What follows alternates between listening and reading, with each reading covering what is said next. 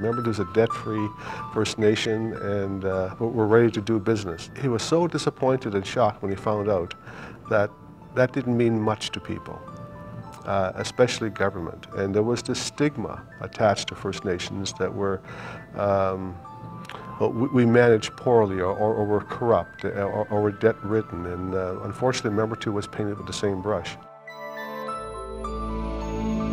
And I remember speaking to Byrne about that, and he was so discouraged because he thought this was the holy grail, that once you achieve your balanced books, that everyone would come running to your door.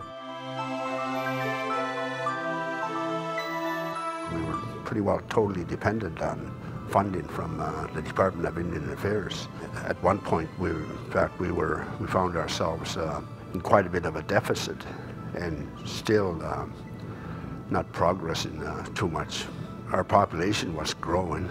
You know, our children didn't really have anywhere or anything to look towards. You know, when they got educated, there was nothing here. You know, and it was pretty well like a lot of places in Cape Breton where people had to leave to make a living. Before 2000, the mindset of Membertou, and I think most First Nations, is that you're accountable to the federal government, because you're forever filling out these reports, either from INAC or Health Canada or HRSDC or CMHC, because most of your funding came from those agencies, and you were forever accountable to them.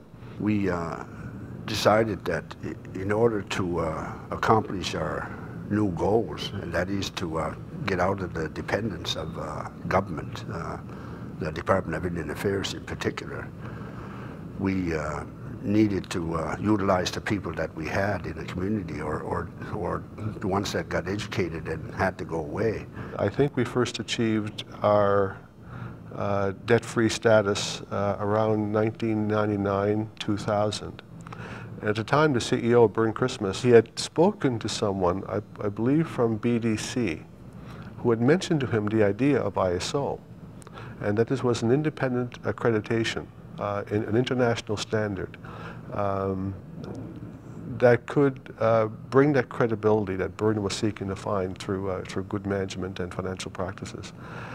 The problem was that ISO is primarily geared for the manufacturing industry. And how do you transfer, or how do you translate ISO from that kind of business sector into First Nation governance? When I found out that they were trying to get this certification and what their goal was with it, I really supported it. I wanted to look in it because with any organization, developing policies and processes and accountability based on that, it strengthens any organization. I've worked hard to you know, to be honest and to be truthful to my people so that I can persuade them to move in the direction that I feel is right for all of us.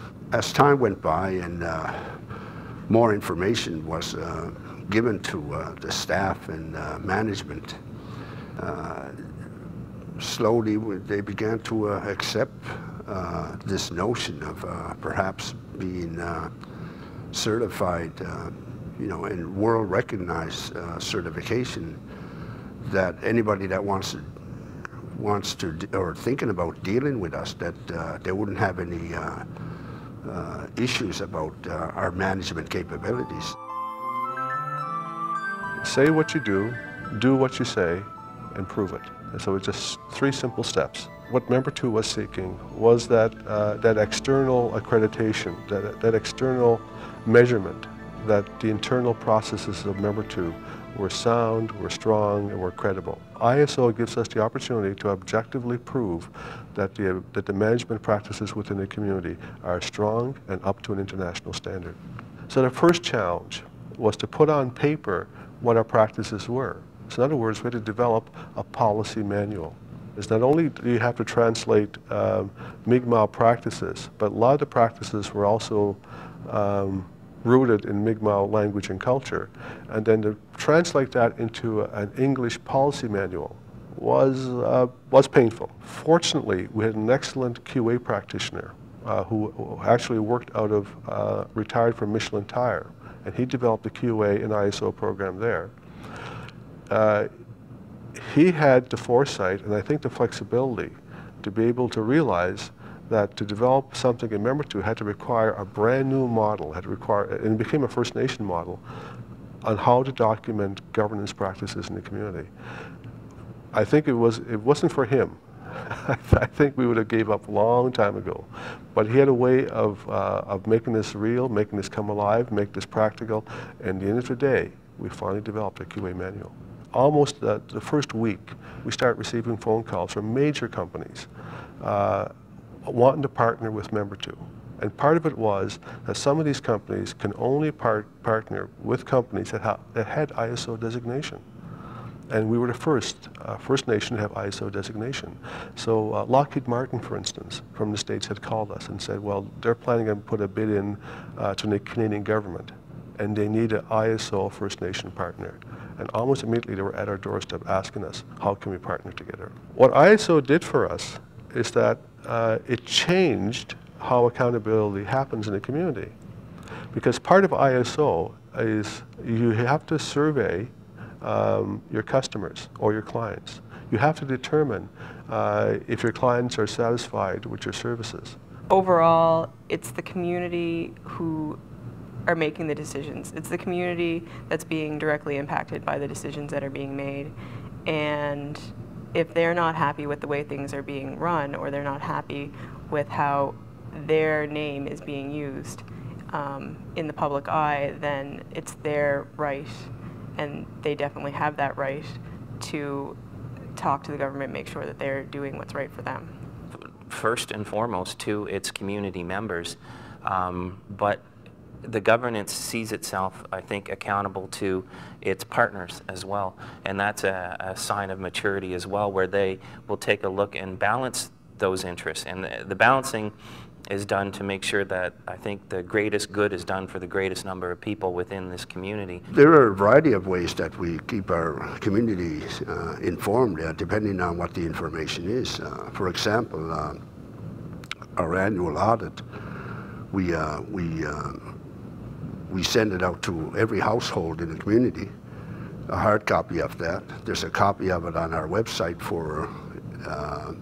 for anyone to see, and that helps show our transparency to the world. One of the, I think, strengths of our governance here is we have a fairly stable chief and council, which allows for a lot of initiatives to be able to move forward. They're not necessarily scrapped after a change in leadership or wholesale change in council, and I think that indicates that they're doing a good job, and these processes in place for how decisions are made.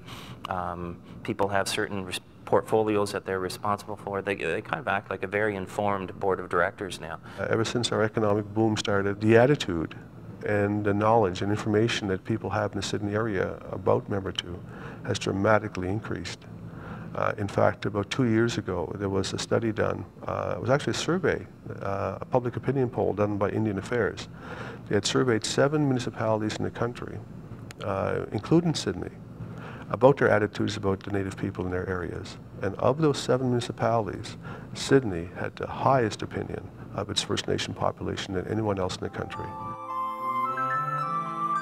Membertou is very supportive of community members and really anybody, all of their employees who work in their businesses, upgrading their education. Membertou has paid my way through an industrial engineering degree and through a master's in business administration, and it's made all the difference in the world in my life. Once I was educated, a lot of the projects and things that I was doing for my degrees were based in Membertou, and they were very supportive of that, the band government, and as well as managers and people who work within the operations here.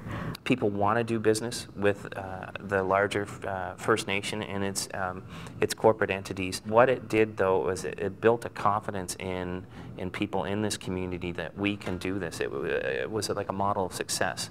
If we need to seek funding from government sources, or if we need to finance a project, Membertou's name goes forward before even us get to the table.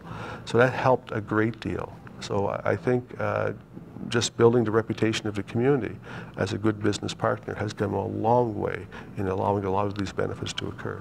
The Membertou Trade and Convention Centre is the jewel of Cape Breton. We have the Entertainment Centre, which helps us contribute over $500,000 a year to charities throughout Cape Breton. The benefits of having ISO certification are monumental. Your credibility, your name dramatically increases. But I would also tell anyone that wants to listen that it's also not for everyone.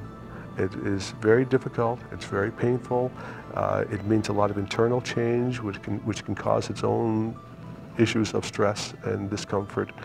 But once you get through all the difficult parts, the benefits will stay with you for a long, long time. We can see that Membertou has a really good future ahead of it.